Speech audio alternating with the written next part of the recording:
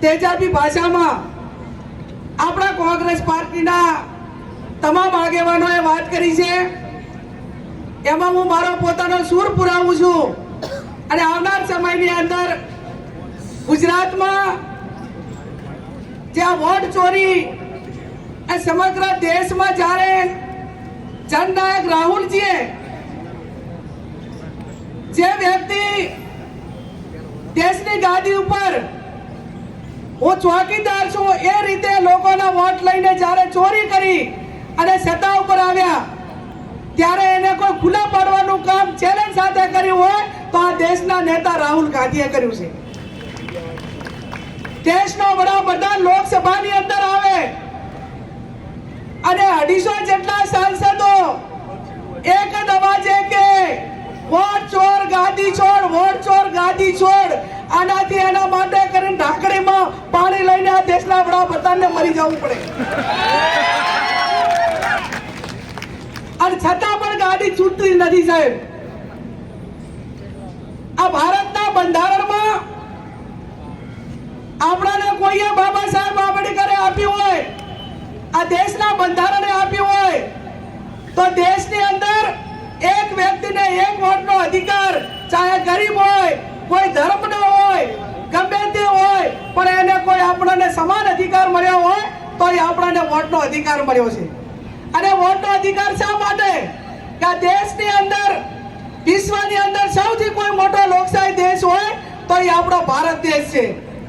આ રાજ્યની અંદર સરકાર હોય, કેન્દ્રની સરકાર હોય, પંચાયતથી કરીને પાર્લામેન્ટ હોય, એ પ્રજાનો પ્રતિનિધિ એ સમય પ્રમાણે એનું કામ ના કરતો હોય, એ લોકોને વાયદા આપ્યા હોય પૂરા ના કરતા હોય અને ચાલુ શાસન હોય એની સામે એ જનતાનો અવાજ ઉઠે અને 5 વર્ષની અંદર એ શાસન એને અનુકૂળ ના હોય તો આપણને મતાધિકાર મારફત સત્તા પરિવર્તન માટેનો આપણને બંધારણીય હક મળેલો છે અને આપણો હક પોતાને સાચવી રાખવા માટે આપણે સૌએ આગળ આવવું પડશે।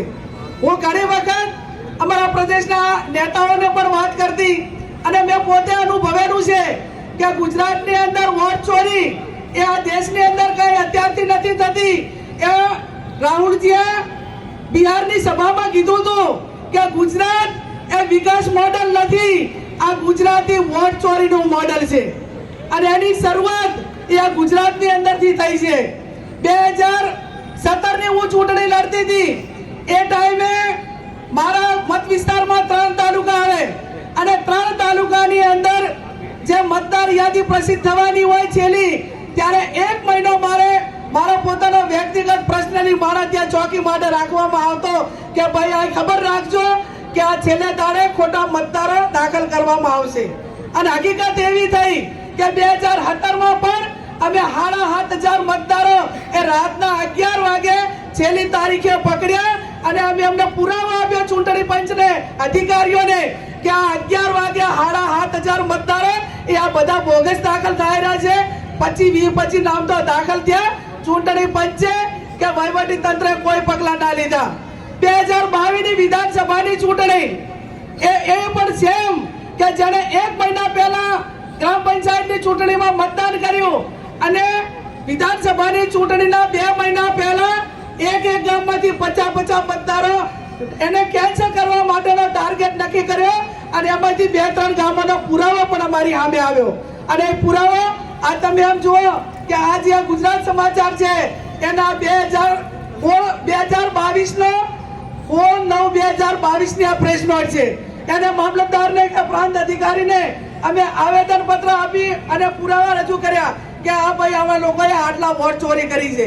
2024ની લોકસભાની ચૂંટણી હોય એ ચૂંટણીની અંદર બીજા જિલ્લામાંથી મતદાર યાદીમાં બનાસકાંઠાની અંદર નામ દાખલ કરવામાં આવ્યા અને આ ચોખવટ હું એટલા માટે કરું છું કે મારી વોટ ચોરીની જે પ્રેસ નોટ હોય કે મારા પેજ ઉપર પોસ્ટ હોય તો એ ખાકી ચડ્ડી વાળા ભારતીય જનતા પાર્ટી વાળા સાહેબ એવો આક્ષેપ કરે કે જ્ઞાનીબેન તમે આ વોટ ચોરીનો આક્ષેપ લગાવો છો તો તમે બનાસકાંઠામાં કઈ રીતે જીત્યા તો એમને હું કહેવા માંગુ છું કે તમે ચોરી કરીને કેટલી કરી જે અમે 1.5-2 લાખે જીતવાના હતા એ 30,000 લાયા પણ તમારે ચોરી માટેના પુરાવા જોતા હોય તો આજે પણ અમે આપવા માટે તૈયાર છીએ. એક બાજુ બિહારની અંદર તમે જોયું છે કે ભારતીય જનતા પાર્ટી ને એના સાથી પક્ષોની હાલત કેવી થઈ છે. જ્યાં મંત્રીઓ પ્રચાર માટે જાય કે રેલીમાં જાય તો લોકો ત્યાં દોડાવે છે. નોબત અત્યારે બિહારની અંદર આવી છે. ત્યાંના મંત્રીઓ લોકો વચ્ચે જઈ શકતા નથી અને ભારતીય જનતા પાર્ટી સમગ્ર દેશમાં બિહારમાં બધા રાજ્યોની અંદર રાહુલજીને એમ કે અમારા દેશના વડાપ્રધાનનું અપમાન કર્યું છે, એમની માનું અપમાન કર્યું છે. તમે છેલ્લા 10, 15, 20 વર્ષથી તમે સોનિયાજી માટે અને રાહુલજી માટે કયા શબ્દો વાપરો છો તમને નથી દેખાતું. તમે એમને વખાણ કરો છો અને કોઈ થર્ડ પાર્ટી બોલે અને છતાં અને રાહુલજી ઉપર એટેક કરવામાં આવે છે. આવનાર સમયની અંદર જેમ જિગ્નેશભાઈએ કીધું કે આપણે ગુજરાતની અંદર અનેક સમસ્યાઓ છે, એ સમસ્યાઓ સામે લડવાનું છે. ચાહે બેરોજગારી હોય, ચાહે મહિલાઓના પ્રશ્નો હોય, ચાહે ખેડૂતોના પ્રશ્નો હોય કે વોટ ચોરીનો પ્રશ્ન હોય. આજે કોંગ્રેસના કાર્યકરને હું અભિનંદન આપું છું, ગુજરાત પ્રદેશ કોંગ્રેસ સમિતિના પ્રમુખ, કે જ્યાં અહીંયા અમને એવી ચોરી પકડી કે જ્યાંના ઉપર 108 કેસ દાખલ થયેલો છે. CR પાટીલ જે ગુજરાત પ્રદેશનો ભાજપના પ્રમુખ હોય અને સૌથી મોટા બુટલેગરમાં કોઈનું નામ આવે તો CR પાટીલનું આવે અને એમને જ્યારે વહીવટી તંત્રનો દુરુપયોગ કરીને જ્યારે મતદાર યાદી સાથે આવડા ચેડા કરીને મોટા માર્જિનથી જીતવા માટેનું ગૌરવ અનુભવતા હોય તો એ તમારે ગૌરવ અનુભવવાની જરૂર નથી. તમે લોકશાહીનું હનન કર્યું છે, લોકશાહીની હત્યા કરી છે, લોકોનો અધિકાર મતાધિકાર છેલવા માટેનો પ્રયત્ન કર્યો છે. वोट चोरी का जो अभियान राहुल गांधी जी ने शुरू किया, आज वो अभियान पूरे देश में एक तहलका बनकर के उभर के आया है. पूरी बिहार की राजनीति को एक नई करवट देने का काम राहुल जी ने किया है. और कल ही हमारे युवा अध्यक्ष अमित चावड़ा जी ने भी गुजरात में भारतीय जनता पार्टी के अध्यक्ष उनकी सीट जहां से वो सबसे ज्यादा वोटों से जीत के आने का दावा करते हैं, वहां पे 30,000 से ज्यादा बोगस मतदाताओं को पकड़ने का उन्होंने काम किया है. और दावा भी किया है कि गुजरात भर में कम से कम 62 लाख जो मतदाता है वो बनावटी है या गलत तरीके से उनको बनाया गया है. दोस्तों, जिस तरीके से राहुल गांधी जी ने संगठन सूजन अभियान के नाम से गुजरात में अपना पायलट प्रोजेक्ट शुरू किया, उसके बाद जिला अध्यक्षों की नियुक्ति करने में आई. मैं मानता हूं कि वो भी एक बहुत कामयाब प्रयोग सफल रहा.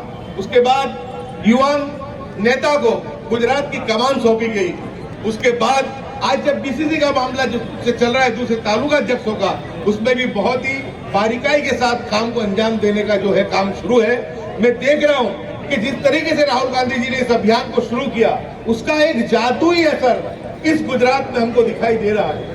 आज से कुछ महीने पहले बहुत ही सुसुप्त अवस्था में थे, लेकिन पिछले 2 महीनों से जब से राहुल गांधी जी ने गुजरात के दौरे किए, राहुल गांधी जी ने संगठन सूजन अभियान चलाया, उसके बाद से कांग्रेस का जो लाखों कार्यकर्ता जो घर में एक हताशा निराशा के साथ बैठा था, एक नवे उत्साह और उमंग के साथ उभर के बाहर आया है. आप देख रहे हैं कि एक वक्त था कि हमको 200-500 लोग भी इकट्ठा करना हो तो बहुत मुश्किल होता था, लेकिन ये राहुल जी की जो मेहनत है, उनकी जो सूझबूझ है और उनका जो पायलट प्रोजेक्ट जो अभी तो शुरू ही हुआ है, अभी तो सिर्फ जिला अध्यक्षों की और थोड़ी तालुका तो पकड़્યું છે, પણ અમિતભાઈ અને ગુજરાત પ્રદેશ કોંગ્રેસ સમિતિએ પણ પકડ્યું અને કોના ઇલાકામાં પકડ્યું?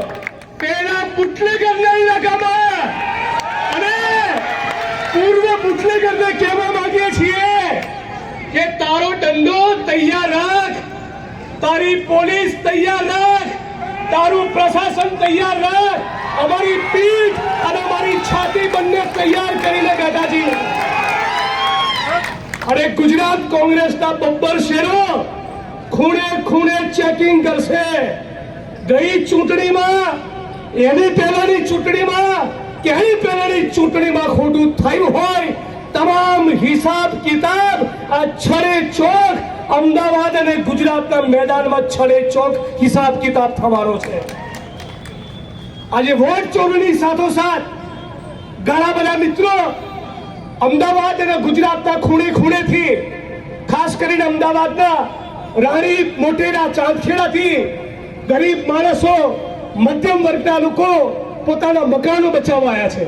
તો વોટ ચોરીના મુદ્દે તો સમગ્ર ગુજરાતની જનતા માટે કોંગ્રેસ પરિવાર માટે લડવાની ખાતરી આપીએ છીએ, પણ એક એક ગરીબ માણસને વચન આપીએ છીએ 27માં કોંગ્રેસની સરકાર બને, કોર્પોરેશનમાં કોંગ્રેસનો વિજય થાય ત્યારે તમને ઘરનું ઘર તો આપીશું, પણ અત્યારે હાલ પર અડધી રાતે 12ના ટકોરે યાદ કરજો ભીમરાવ બાબા સાહેબ આંબેડકરની અને ભારતના બંધારણની સોગંદ છે.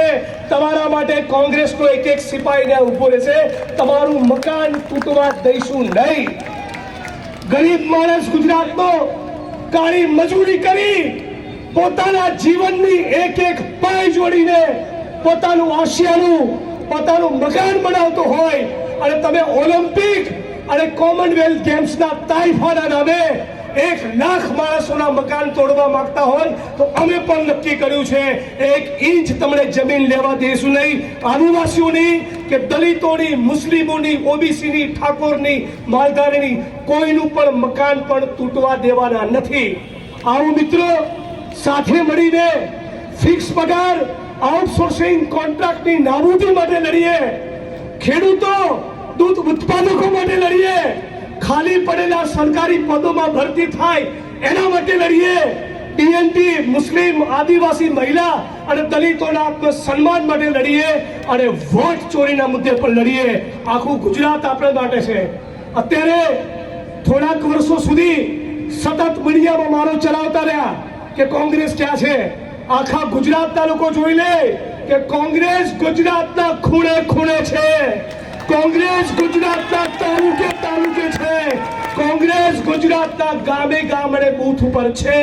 અને પૂર્વ બુટલેગર અને અત્યારના ચાલુ બુટલેગરો બધાની સામે લડવાના છીએ. એ વાતના સંકલ્પ સાથે મારી વાણીને વિરામ આપું છું. જય ભીમ, જય ભારત, જય સંવિધાન, જય કોંગ્રેસ. હું કહીશ લડેંગે, તમે 2 હાથ ઊંચા કરીને કહેશો જીતેંગે. લડેંગે, લડેંગે.